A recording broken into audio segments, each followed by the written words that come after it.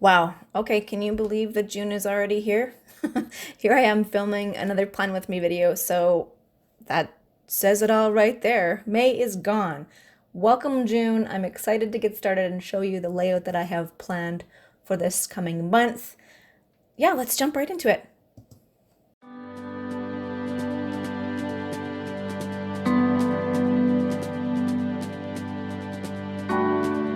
Welcome back. If you're new here and you haven't already met me, my name is Erin, and I like to make videos to help people in recovery from an eating disorder to heal using creativity. I also love bullet journaling, and I have been on this bullet journaling adventure since the beginning of the year, and it seems that this journal is pretty much full, actually. So here we are, 5 full months through the year, and I've filled this first journal.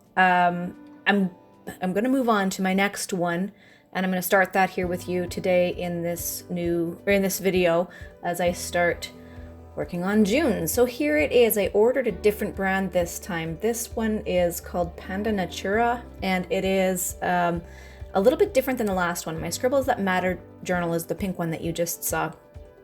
And it had 160 GSM paper, so the paper was really, really thick.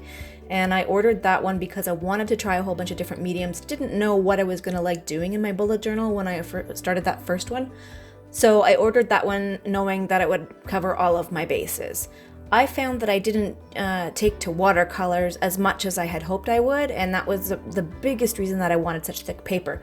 So when I ordered this second journal, I ordered one that has thinner stock in it. You can see here that it's quite a bit different. The other difference is it's got the pen holder in a different place. So I love that the Scribbles That Matter, the pink journal, the pen holder is up nice and high, so the pen doesn't ever peek down below the bottom of the journal and get pushed out. With the new one, the pen holder, this Panda Natura one, the pen holder is midway down the journal, and so if you have a long pen, it will likely get hooked on things, but I haven't found that I've actually kept my pen stored in that loop very often anyway, so I'm hoping that won't annoy me too much. As for the size of the new journal, it is of course thinner because the paper isn't as thick of a stock, and it is a little bit shorter than the other journal, otherwise very much the same as the Scribbles That Matter.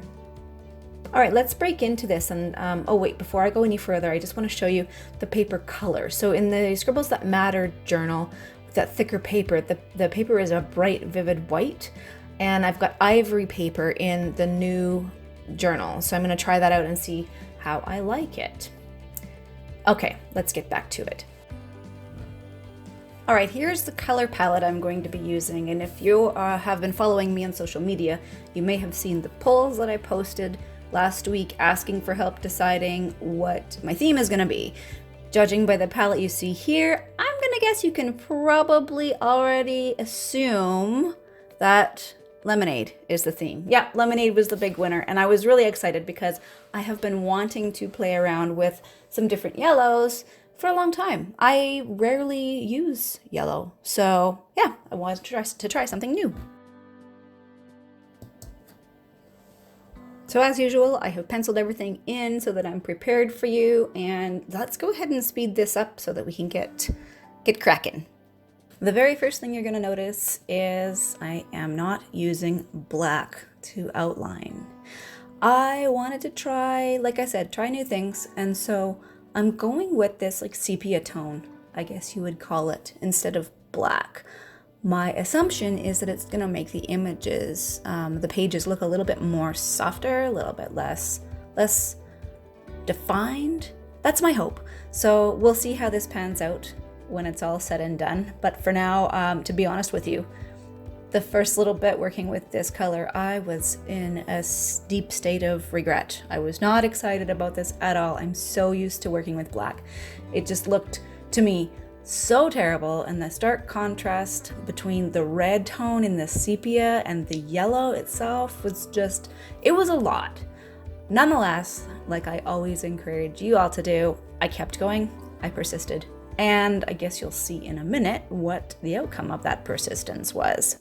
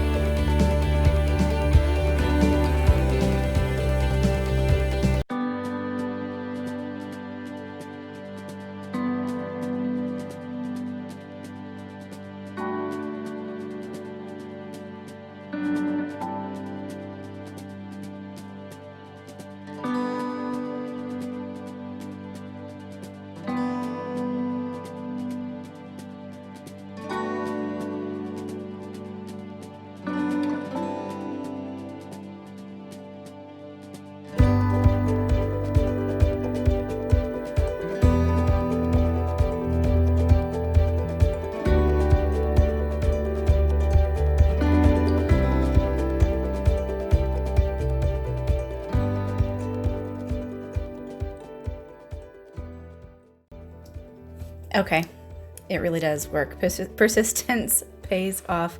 By the time I finished this page, I was so excited with it that, yes, just so grateful that I pushed through and kept going and didn't start all over from scratch.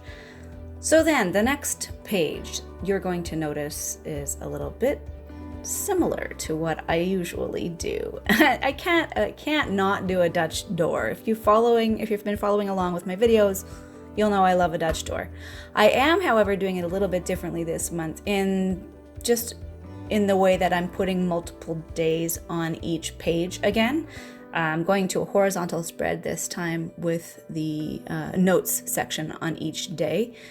And what you see here is I'm just cutting out the part of the Dutch door that I want you to be able to see through. So I want to be able to see from the beginning of the week all the way to the end of the week my rolling weekly task list. I have found this to be the best way to keep all of my jobs organized and keep myself on task and on track to finish the little goals that I set for myself every week.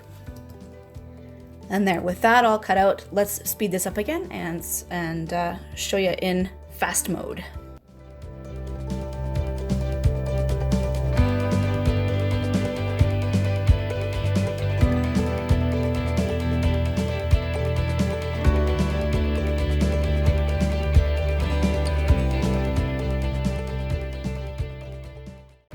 So rather than putting the date on each day of this spread, I'm going to try something different. I'm just highlighting the week on the mini calendar at the top of the page to save some space on each day part of this spread. We'll see how that goes, I guess.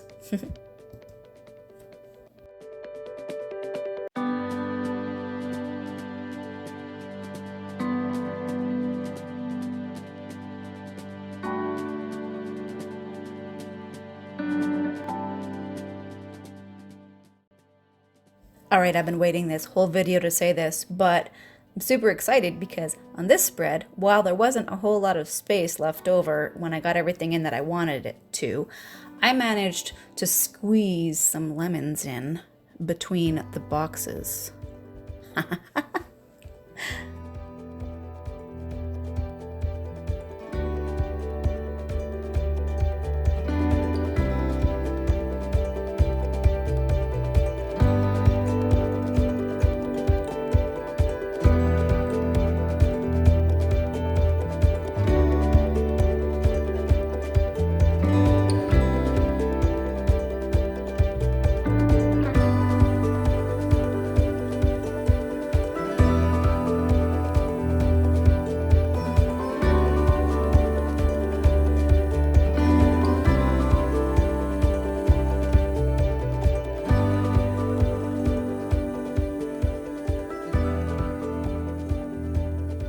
All right, while I erase some of these pencil marks, I just wanted to explain to you how this rolling weekly works again. So at the beginning of the week, I write down what tasks I've got to carry over from last week that I didn't get finished last week, up here at the top where I'm making those gray stripes.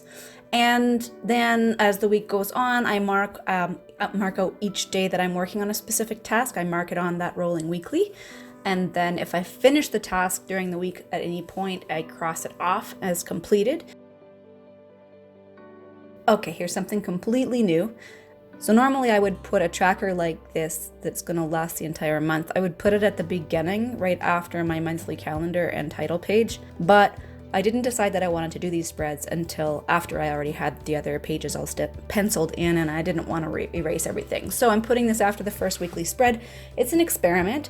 I have had some really difficult times lately with my sleeping patterns, and I think that some of that has to do with the amount of screen time that I am enjoying. I would like to try to get my sleep schedule back on track, and so this first page that you see me doing right now, I am I'm making a sleep tracker.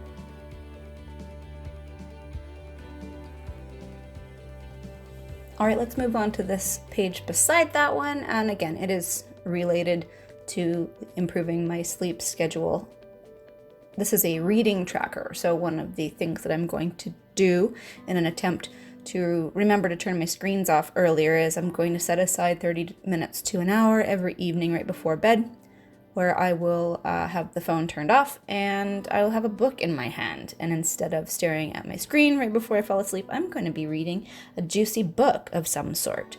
This is a dual purpose tracker. Part of this is to help improve my sleep, like I mentioned, but another big part of this is I haven't been reading hardly at all since COVID hit and we all started self-isolating. Part of my lack of motivation, I think, is that I miss my book club girls so badly, and I'm just not motivated to read. I have nothing to look forward to with reading the books, and I'm not feeling connected to any stories that I've got in books around the house, with the exception of a brand new book that I bought for myself on Mother's Day. So I'm going to start with that one, and hopefully that will spark up my reading habit again and help me enjoy it.